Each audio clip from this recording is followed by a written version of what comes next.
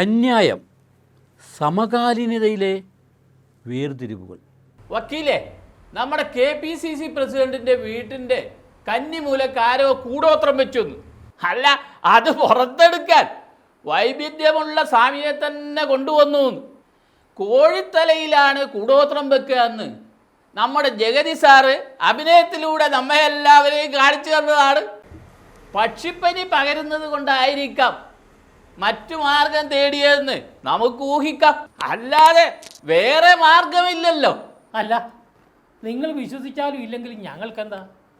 ഒരു മുതിർന്ന ജനപ്രതിനിധിയുടെ സാന്നിധ്യത്തിലല്ലേ ഞങ്ങളത് പരിശോധിച്ചത്. അയാളൊരു കടുത്ത വിശ്വാസി കൂടിയാണ്. ഉയിർ പോകാത്തത് നന്നായി എന്നാണ് നമ്മുടെ ഉണ്ണിമൂപ്പ പറഞ്ഞത്.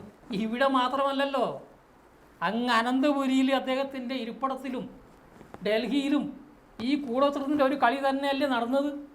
ഇത് കണ്ടുപിടിച്ചപ്പോൾ അതിന് നാഥനില്ലാതായി. അല്ല, ഈ സ്വന്തം വീട്ടിൽ CCTV ഇല്ലേ?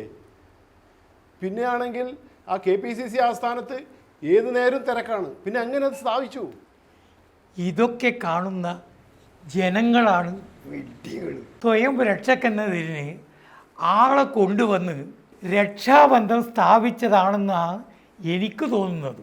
ഇങ്ങനെ പറഞ്ഞു പറ്റിച്ചിട്ട് പണം തട്ടുന്നവർ നമ്മുടെ നാട്ടിൽ ധാരാളമുണ്ട്.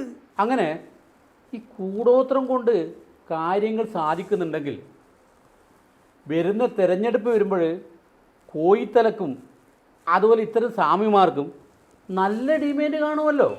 ഈ ബഹിരാകാശത്ത് പത്രസമ്മേളനം നടത്തുന്ന ഈ കാലഘട്ടത്തിലാണ് ഇവിടെ കോത്തിരിയും ചെമ്പ് തകിടും കൊട്ടമ്പാളയും കൊണ്ട് കൂടോത്രം നടത്തുന്നത്. ഒരു തരം മാനസിക വിഭ്രാന്തി എന്നല്ലാതെ ഇവിടെ എന്ത് പറയാൻ?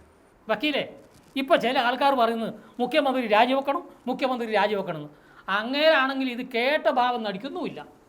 അങ്ങനെയാണെങ്കിൽ ഈ മുഖ്യമന്ത്രിക്ക് തന്നെ കൂടോത്രം ചെയ്താലോ? നടന്നു, കിട്ടിയാൽ ഊട്ടി അല്ലെങ്കിൽ ചട്ടി. എന്താ കുഴപ്പം? ഇതിന് വലിയ ചിലവൊന്നും ഇല്ലല്ലോപ്പാ. ഒരു തകിടിൻ്റെ കഷ്ണവും കുറച്ച് ഭസ്മവും പിന്നെ അല്ലാതെ കുറച്ച് ചില്ലറ പൈസയും അത്ര തന്നെ. ശരിയാണ്.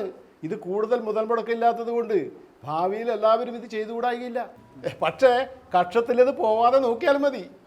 ഈ മുരളിയുടെ പരാജയ വിലാപം മൂടിവെക്കാൻ വേണ്ടി ഈ മൂപ്പന്മാര് ഇങ്ങനെ ഒരു തുരുപ്പു ചീട്ടിട്ട് കളിച്ചതാണെന്ന് മുക്കിലും മൂലയിലും ഓരിയിടുന്നുണ്ട്. അങ്ങനെ വരാൻ സാധ്യതയില്ല എന്നാണ് ഞങ്ങളുടെ യൂത്ത് പറഞ്ഞത്. ഇനി ആരും കോഴിത്തലയുടെ പുറകെ പോകണ്ട, ബൂത്തിലേക്ക് നോക്കിയാൽ മതി. ഇനി കോഴിത്തല കൊണ്ട് ബൂത്തിലേക്ക് വരാതിരുന്നാൽ മതി.